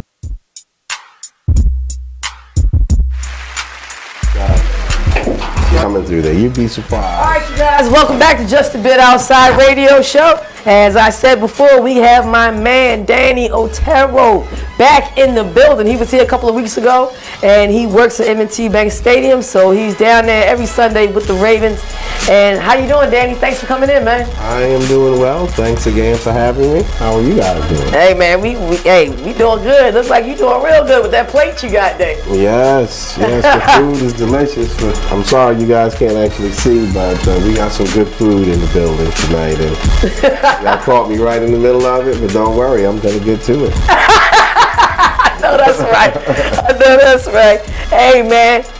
Exciting game on Sunday, man. Big game on Sunday. We have a lot to talk about. The debut, of Lamar Jackson. Now, there's been I'm going to have to say, there was a lot of drama, to me, leading up until Sunday. Oh, yeah. Okay? Well, first of all, they were trying to say that, RG3 would be the starter, and, as far as the practices were concerned, I believe he was taking the majority of the snaps. Well, on Thursday, Flacco, of course, was out, but Lamar Jackson had a stomach bug. So RG3 was the only one taking snaps at all at quarterback.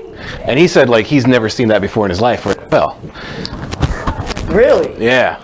Really? And, it's so funny because that he contracted this, like a stomach bug, all of a sudden. I'm not trying to, I'm a conspiracy theorist. I'm not trying to say conspiracy theory, but I'm going to say it. You know what I'm saying? I can't help but think that, that stomach bug thing might have been a phantom stomach bug thing. What do you think, Danny? I don't know. I'm just glad they won. Let me say that first and foremost. I'm just glad they won. That was a definite must win, but I don't know. I think a lot has to do with timing. It was a little ironic with that stomach bug thing, but for whatever reason, I think it worked out to his benefit. Oh yeah, absolutely. And last week, Mark, we were talking, because they had the bye week last week, and we were talking about the speculation, and I said it would be in Coach Harbaugh's best interest to play Lamar Jackson and to play him to his full potential. He's already, he's on a hot seat. Really, the seat that he's on really can't get no hotter than him just getting immediately fired after a game. You understand what I'm saying? Yeah. So he if he wants to, basically at this point you're auditioning for another coaching job of some sort. So you want your team to perform well and to win. And not only that, I mean, we need these wins to kind of climb back into that playoff picture. And Lamar and the guys, they went out there and got the job done yesterday. They pulled out that win over the Bengals. So that, I believe that pushed us with the current standings into the final wild card spot. Is that Number right, Mark? 6, yep. Okay. Yep. Okay. How did you feel about Lamar Jackson's performance yesterday? Dude's a rookie, so he made some bad mistakes. He made some good moves. It's exactly what I expected out of him. I do wish he didn't run so much, or if he does, he slides, because he had like 22 rushes, most rushes for a quarterback since 1950. Wow. He broke some records, I believe, I mean, but it was a great performance. I wish the defense showed up a little more. We've talked about it. The defense has their issues. And of course, the O-line, even though they had that bye week, they're battered. So, I mean, 24-21, it was good. Bengals secondary sucks. I wish they would have let Lamar throw the ball more. But, you know, we'll see with the Raiders. The Raiders, I think a lot of people are assuming going to be a cakewalk. And maybe we'll see Lamar get to throw it. Baby steps. Absolutely. He's a rookie. Is Flacco coming back, you think? They confirmed Lamar for next start. They're saying the earliest Flacco could be back is the Falcons game. Okay. That's December 2nd. Okay. So, I mean, what did you think about his performance yesterday, Danny? I thought it was, pretty good for a rookie. I mean, his numbers were good. Personally, I don't think that the Ravens should depend on him like, he said. They depended on him way too much, on that running game. Well, that comes with the weak offensive line. Yeah. But can he, can he carry that momentum, or can he do that? Yeah. And is he enough to get them through the first round of the wild card playoffs? Especially taking those hits. They're going to need a little bit more than Lamar. They're going to need that defense to show up, and they're going to need that O-line to hold for a few more seconds and give him just a few more seconds. But if you looked at Lamar, I mean, you could tell he was ready to run. Yeah. Every time he dropped back, I mean, look, if it wasn't there, he was taking off. He was gone. You know, and I think him being young, he has to learn a little patience. Give the receivers a little more time to get open, because when they run the route and it's not always there, they know what to do to improvise. But he has a good way of getting the ball to the receivers, and that's what I like. That's what the difference was for me yesterday watching him play. I think the thing that I enjoyed the most about him were there was a couple of times, excuse me, where he showed that he can be very elusive. I mean, there were a couple of times where I swear to goodness, I mean, defenders were getting arms on him, and he was, rolling out, ducking out, and like you said, just taking off. I mean, that's something that we are not used to seeing with quarterback play with the Baltimore Ravens, and and that's something that I have kind of harped on in the past, and I know that's not something that Joe Flacco excels with. So, I think that, he does have a one-up on Joe Flacco in that department. And him being a mobile quarterback, and I've also, talked about this in the offseason, in the beginning of the season, with the way that our offensive line is, it would behoove us to have a mobile quarterback. Because, a lot of pro Joe Flacco, people say that he doesn't get enough time. Well, if you don't, if Joe Flacco does not get enough time, he doesn't have that athletic ability to, to make a play with his legs. You know what I'm saying? And that, to me, that's very valuable for our team, for the Ravens, for the Baltimore Ravens. I agree with you both. I mean, I don't think he, excelled or did horrible. I mean, I think it was a pretty decent performance for him for his first game. I feel like he managed the game pretty well. He really didn't get put in too many positions where he looked crazy. You know what I mean? And that's important. Running back really helped out the team a lot too. Absolutely. Which was a big surprise to me. He came out of nowhere for me, and he rushed for well over 100 yards. 125. Yeah, and he looked like he where has he been all season? Where has he been? Right, where has he been all season? We've been needing him. Right. So I wonder how the Ravens are going to put him in the scheme of things next game. Yeah. Raiders, or is Buck Allen going to get the carries next week, or? How about we try to get back to that two-headed monster thing? You know, like the NFL has, for some reason, gotten away from that. I know. Ty Montgomery even got the ball. Yeah. Yeah. But how about we try to get back to that? And I think that they would, you know, with the Raiders coming, they might be able to do pretty well against that because, I mean, honestly, the Raiders haven't been able to stop anybody. Yeah. They haven't. Yeah. I mean, I agree. they're just bad. They're just that bad. And you guys, we had a People's Poll question, the Purple Edition, for this week, and it reads: Flacco is questionable. Lamar had a stomach bug, but the Ravens back on the practice field. And we asked everybody, who do you see starting under center for the Ravens game against the Bengals? And we had 76% saying Lamar Jackson, 24% saying RG3. I don't know what the hell the 24% was thinking, but you know, but I guess the button was there, so some people had to click it. But you know, the people got it right. Ding ding ding ding. Right. And you know, I really hope that the Ravens and the coaches elected to give Joe Flacco at least 1 or 2 more weeks. You said December 2nd, but I mean, I haven't really heard any confirming reports about that. Yeah. So that's just still pretty much up in the air with me. But I hope that we at least get to see him out there against the Oakland Raiders on Sunday. I'm gonna be at that game, so I'm gonna be pumped to see him myself. So on the Lamar tip, and maybe like a little early WTF. Sure. But I was reading today that I want your opinion, your insight on this, your feeling. Michael Vick. Oh, Lord. He said that in the offseason he wants to work with Lamar. So he's not taking those big hits. What do you think? I'm going to be honest.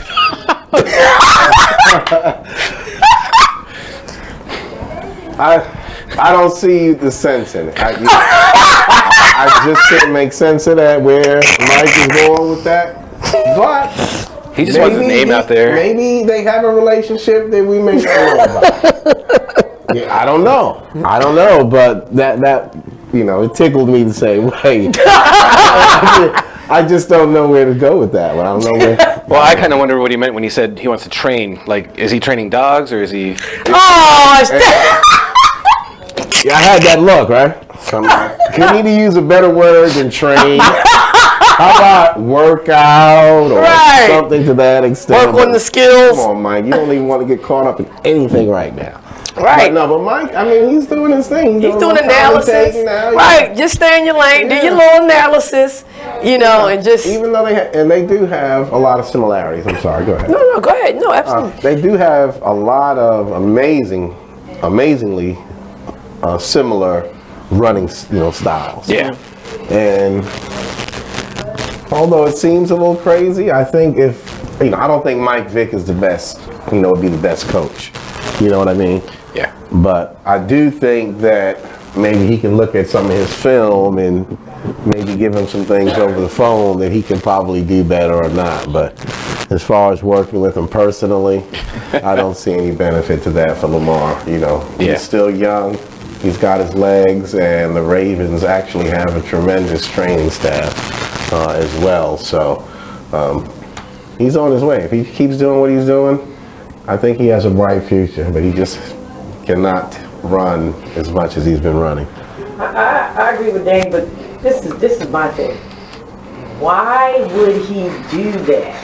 And the reason why I'm saying why would he do that is because, you already have somebody that you can learn with, that you see every day. And I'm not talking about Joe Flacco, I'm talking about RG3. Yep. Know that they don't have the same exact style of play, but they are very similar. And RG3 has been in the league, he has made his mistakes, he's gone through the whole injury thing. He can tell him firsthand what happens to you when you become a run-heavy quarterback. Oh yeah. And and the risk that you take, and some of the consequences if things do go awry. So I mean, I did not hear that. No. That's very comical to me. Yeah. Well, I'm like, wow. I don't know if I'm gonna be like Danny. I don't know if that's the wing you want to really go under. You know what I mean? But what I hope to see from Lamar is just, progress. You know what I mean? I would really like to see, development. One of my biggest criticisms of Joe Flacco is that we don't see that with him. We don't see the development. We don't see the progress. He's still reaching. To me, he's still reaching for that elite. Yeah. You know what I mean? That's going to be, unfortunately, I think that is going to be the joke that haunts Joe Flacco for his, his entire career. Is that, you got the elite money, but I don't think the Ravens really got the elite play. Not once. Yeah. Not one season since that. I know, which is crazy. So, we're going to do one more quick round robin since we've talked about, we talked about Joe Flacco, we talked about Lamar and his future. Mark, is this the beginning of the Lamar Jackson era? What do you think? I'm not sure. I fully expect Joe Flacco to be on the field again at some point in the season. I'm more interested next season. I definitely think Joe Flacco's not going to be here. Like you said, RG3 is a great guy to learn from. I say just keep him next year to be the backup. Awesome. Danny, what do you think? Do you think this is the beginning of the Lamar Jackson era? I think it potentially could be, and the reason I say that is because if you look at the NFL, and I've been around a while, not saying too much, but I've been around a while, and I've watched football over the years and what it has developed and evolved into now. And if you look at the NFL, the players now are those Lamar Jacksons, those Mahomes. I'm about to look at Mahomes. Exactly. Yeah, those quarterbacks that can run, that can, do a number of things. And I don't know what it is with this hurdling thing, but they do it like it's nothing. It's like that's the norm now. But you see when it's those type of athletes now, the athletes are a little bit different, and the quarterbacks now. Look at Mahomes. I mean, he can run that thing. These quarterbacks nowadays, these young guys can not only throw, they can run. They're very elusive. Yeah. And if you can combine that with getting them to stay in the pocket, they could be a threat in the NFL. Hey, I totally agree with you. And, I think that there will be, I'm predicting a new trend for the NFL. And I think the new trend is going to be that people are going to start taking chances with these younger quarterbacks. I said this last week, and now we're seeing it for ourselves in Baltimore. I mean, there are plenty of guys out there. I mean, again, Mitch Trubisky went out there last night, did the damn thing. Mahomes is doing very well. I think the potential with Lamar Jackson, I mean, there's no limit to it. I mean, it's just limitless. And I think in the next couple of years, Deshaun Watson, he's another one. Yeah. God, she's doing so well. And it's not necessarily the thing that you don't have to have a veteran, you don't have to have, not necessarily an old beat up guy, but someone that's been put through the ringer already to be the leader of your team. These young guys can get it done. And I'm really excited for Lamar Jackson and his future with the Ravens. I think happy days will be here again for us. And I do think they'll get this win on Sunday against the Raiders. I mean, they should be able to. I mean, Coach Gruden just got his second win of the season this year, which was just crazy. I don't know what the hell's going on in Oakland. But, and I feel like, our playoff chances will be that much better. I mean, it's going to be hard for them to win outright. But, we might be able to hold on to that bottom rung, that last wild card spot. Yeah. But you guys, we're about to go to commercial break. I'm going to let Danny eat this fried turkey. And I'm going to grab another beer, so don't go anywhere. Just a bit outside.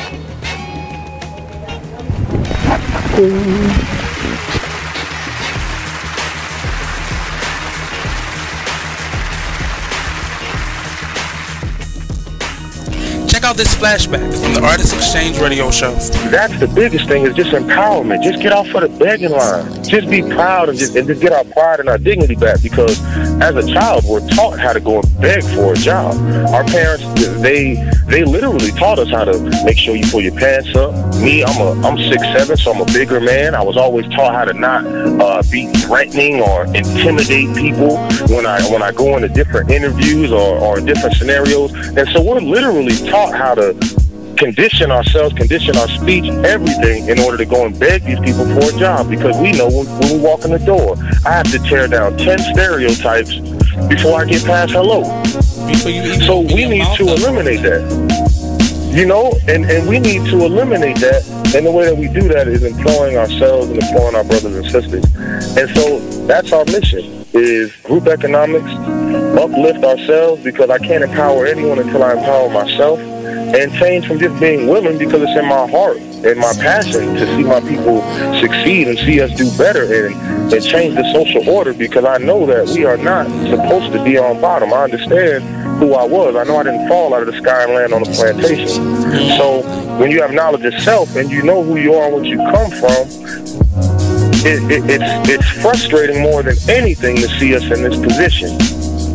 Tune into the Artist Exchange every Friday, 7 p.m. to 9 p.m. Every Saturday, 12 p.m. to 2 p.m. Live on BigExposedRadio.com.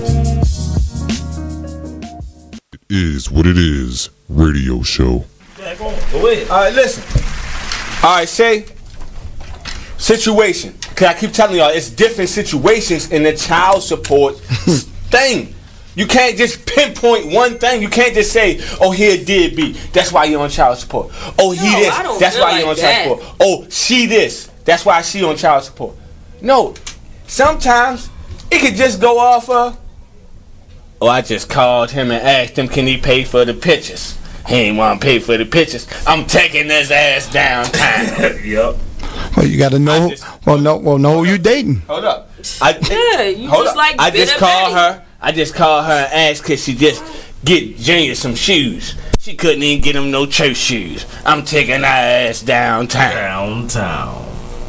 Now when you go downtown, you go down there, you get $500. Right. Now you mad because you getting $500, and now you really ain't getting no shoes for Junior or Lord CC because you getting $500 now. Right. Yeah, but you gotta remember, if you're a good father or a good mother, and you paying child support, right? You still gonna go ahead and do all that because hold up. It's just what it is. Yeah, hold on, and that's another situation. Right. But you know what that creates? Now when we at the party. You are listening to BeExposedRadio.com.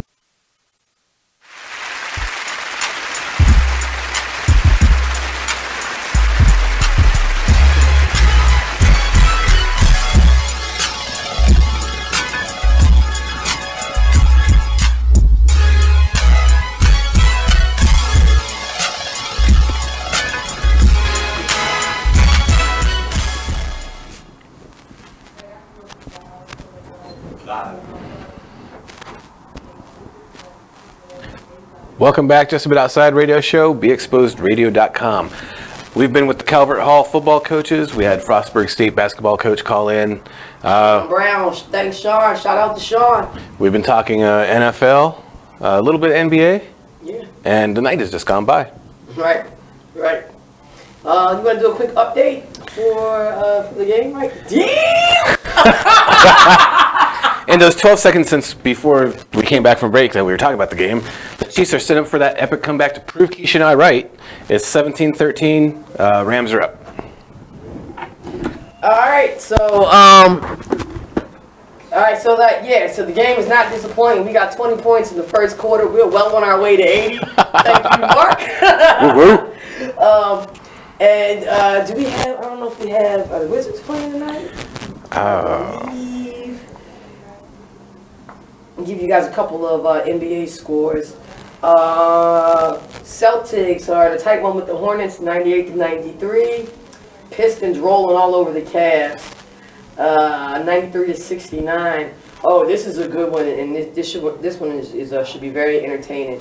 We have the Suns on the road against Jimmy Butler and the 76ers. That game is kind of is a little tight as well, 78-84 in the third quarter. And you know, the Suns were up that one. Yeah. And the Suns have been like doing really well, but then just fall apart in the game and lose. Our favorite young team that we love to talk about. The Bucks are at home against the Nuggets. They're currently tanking against the Nuggets. That's 48-34. Do we have a feel-good for today? Dude, I got the best feel-good. Oh my God, I can't wait to Because it's all O's. Really? We know. I'm sure everyone's heard. Yeah. They finally made an announcement. Executive Vice President, General Manager from the Houston Astros, Mike Elias. And tell you what, this is such a great hire. Yes. Elias was integral in Houston going from a 100-plus loss team to a World Series champion for 2017. He was in charge of domestic and international scouting, which scouting we know the Orioles have been horrible at. Yes. And he, today was announced. It was confirmed on Friday. Today was announced. Is the GM. Yeah, you know what, Mark? That is actually a great feel-good, man. And I gotta tell you, when I heard the news, I got the best feeling in the world, and I literally was like, I don't know how they pulled that off. Yeah. But the Orioles currently have a very young team, and I think he's going to be great. Molding this team and kind of getting it back to the stature that we know them to be. I mean, it's been really rough the past couple of years if you're an Orioles fan. But, And it's still going to be rough for a few years, don't get me wrong. It is, but I mean, at least we got something to look forward to. At least we see a little light at the end of the tunnel. And we're going to make the Orioles great again. Now you just want to see who he hires as manager. Yeah, that'll be the next thing on the list. So, you guys, that's all about all the time that we have today. Again, I want to thank Sean Brown, senior coach of Frostburg State University men's basketball team, for calling in. I would like to thank Frank Palomo, Frank Curreri, Calvin Hall College football coaches. Good luck on Thursday at the Turkey Bowl. You guys, outsiders, have a wonderful holiday. And make sure you drink lots of beer, watch lots of football, and eat lots of turkey. You know how we end the show. Baltimore, spread love, yo. See y'all next week. Gobble. Do that shit. What would I do last year? I don't think that was quite I don't know. Remix.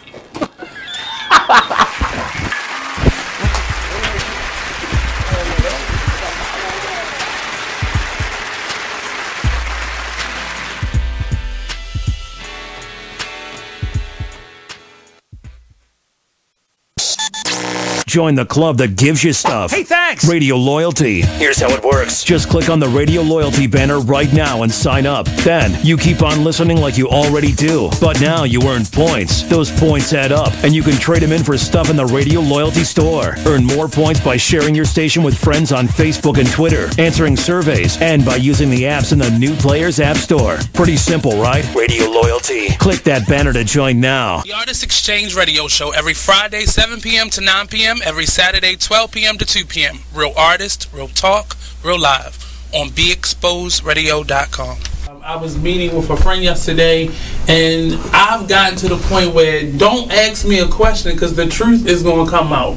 And exactly. Just don't do it. If you ain't looking for the truth, don't come to me. Don't do it because I can't hold my tongue. And she wants to be this stylist, boutique, but you're not doing anything in that nature. And I can't take you seriously if you're not doing those things. And I understood why people didn't take me seriously because I found myself in somebody else's lane. I was good at what I was doing and what I wanted to be, but I wasn't doing it for me. So how can I ask you to take me seriously if I'm living in somebody else's shoes? And nobody can do what you do. And I think that that's a big problem that people face now. Like, you see what somebody else is doing and you want to do that when that's not your lane. That's not your lane. That's not what you're supposed to be doing. But it's popular. It's getting that person money. It's getting that person applause. Oh, I want applause. I want money. Let me stand over here behind them. And then a lot of times people aren't honest with themselves either. Like, I was thinking earlier today, I've been woke for almost 2 days, so so you get honesty, and I was thinking, like, The Artist Exchange Radio Show. So, Jacqueline. Yes, Mom? I wanted to talk to you about something, and... Oh, wait. Hold on. I just got a text. Oh, there's another one. Wow. Busy me. So, anyway... Oh, wait, Mom. I just got a message. My friends keep commenting on my comment. Oh, there's another one. So many comments on my comment. Oh, I can't wait to watch TV tonight. Playoffs! Hey guys, check out my new video game. Pew, pew. Wait. Mom, what? Huh? What? Hold What'd on. you say? Wait a second, what? This weekend, unplug. Take your family to the forest. There's nothing in the world like experiencing nature firsthand. Trees, paths, bluebirds, streams. Getting closer to nature can get you closer to your family.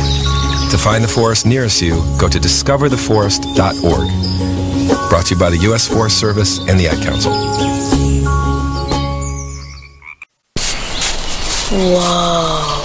The moment my son saw a redwood tree It's huge! is the moment I knew that for him, You